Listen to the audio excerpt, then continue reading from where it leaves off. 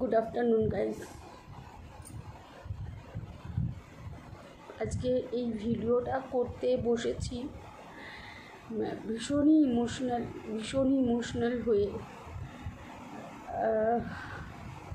কি বলবো বুঝতে পারছি না।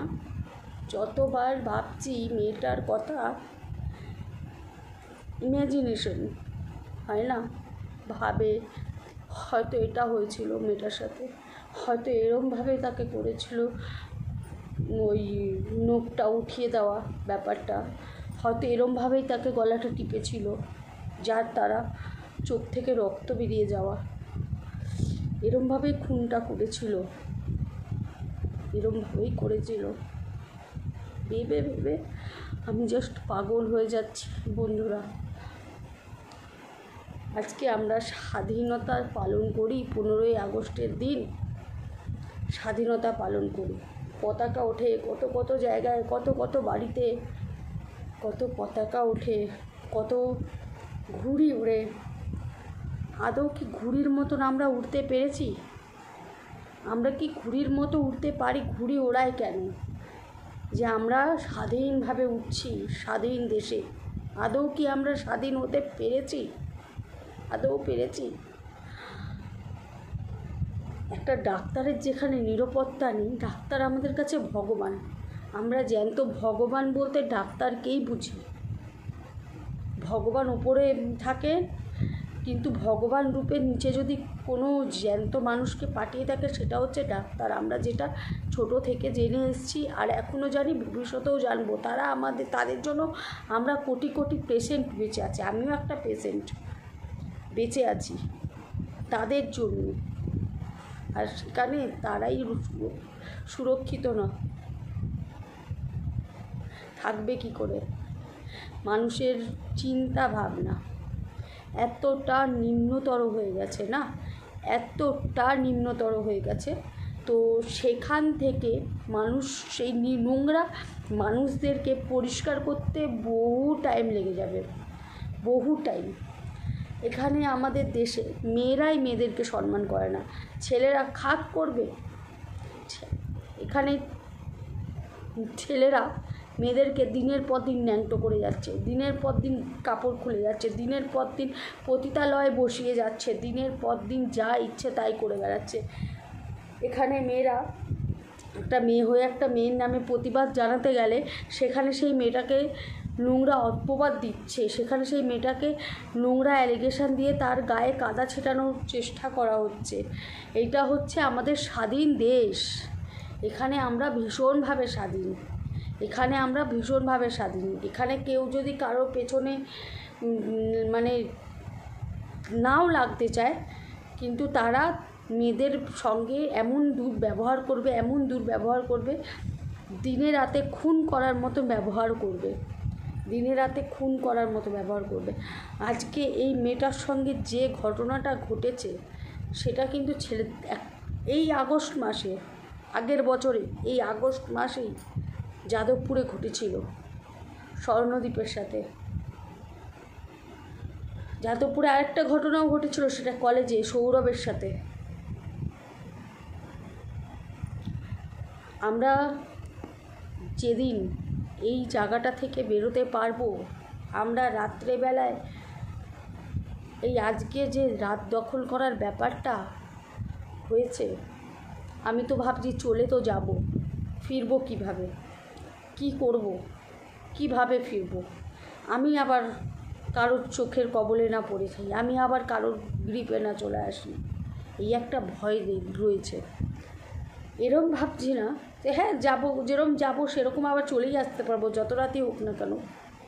এটা আসছে না। ভয় কিসের আমাদের? ভয়টা কেন হবে? এই কিছু ছোটো লোকের বাচ্চাদের জন্য ভয়টা হবে, এই ছোটো লোকের বাচ্চাগুলোর জন্য। আজ মেয়েটার জীবনটা হারিয়েছে শুধুমাত্র এই সঞ্জয় রায়ের মতন কুত্তার বাচ্চাগুলোর জন্য। কুত্তার বাচ্চা বলাও পাপ, কুত্তার বাচ্চাগুলো তাও অনেক ছোট মাসুম হয়, একে কুত্তার বাচ্চা বললেও তাদেরকে অপমান করা হবে। আর কত মেয়ের কোল খাবি, আর কত মায়ের কোল খাবি তোরা, আর কত? মেন প্রিন্সিপাল আরজি করে, সেই হচ্ছে মেন নষ্টের গোড়া। এখন কি করছে? প্রমাণ লোপাটের জন্য সেমিনার হল ফাট করে ভেঙে দিল। কোথাও কিছু না, সেমিনার হল নতুন গড়া শক্তপোক্ত দেয়াল, কোথাও ভাঙাচোরা কিচ্ছু নেই, সেই দেয়াল ভেঙে দিল। প্রমাণ লোপাটের করার চেষ্টা করছে। বিচার তো আমরা চাইবই, এর প্রতিবাদ আমরা করবই। এরপর যেন কোনো মেয়ের এরকম অবস্থা না হয়। চোখ থেকে ময়নাতদন্তের রিপোর্ট, চোখ থেকে রক্ত, নাক থেকে রক্ত, ঠোঁটে কামড়, গোড়ালির হাড় ভাঙা। ভেবেই কান্না পাচ্ছে আবার। কি করে করতে পারে? আমার ঘরেও একটা মেয়ে আছে,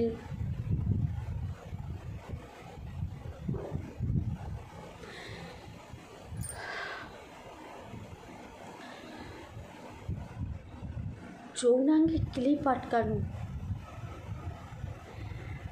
বা পায়ের গোড়ালির হাড় ভাঙা, আরেকটা পায়ের আঘাত, সারা শরীরে কামড়ের দাগ। এটা কোনো মানুষের বাচ্চা করেছে? কি কষ্টে না মারা গেছে মেয়েটা, কতটা কষ্ট পেয়েছে তার জীবনটা বেরোতে।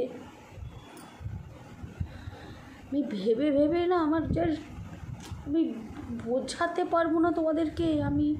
আমি ভাবছি, আমি শুনি খবরটা দেখছি, বা আমার ফোনে সব রকম খবরের চ্যানেল ফলো করে রাখা আছে, আমি সব খবর ফার্স্ট দেখতে পেয়ে যাই। খবর দেখছি, শুনছি, হ্যাঁ দেখছি, ঠিক আছে, এই অবস্থা। যত সেগুলো নিয়ে ভাবছি না, গভীরে যাচ্ছি যত আমার মাথা ব্যথা।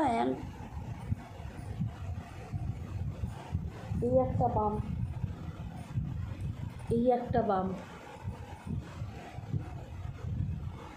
বাম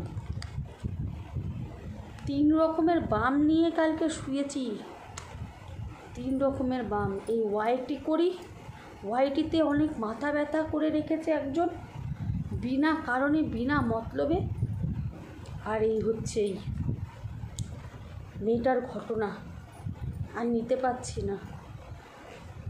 পারছি না। এই বাংলাদেশের শোক থেকে আমরা সরতে পারিনি এখনো। বাংলাদেশের শোক থেকে, সেখানে কত সৈনিক নিজের জীবন দান করেছে। আমি অত কঠিন বাংলা বলতে পারি না, আমি স্পষ্ট ভাষায় কথা বলি। কত সৈনিক নিজের জীবন পাত করেছে, কত মায়ের কোল খালি হয়েছে, কত আর্তনাদ। সেটা হতে না হতেই এখানে আরজি করে আগুন ধরে গেল পুরো। কি রাগ ছিল মেয়েটার ওপর, কি ক্ষতি করেছিল মেয়েটা। সেমিনার হলে 36 ঘন্টা কাজ করে একটু রেস্টই না নিতে গেছিল, কি ক্ষতি করেছিল। তোদের জন্য তো যৌনপল্লী খোলা আছে, টাকা ফেল।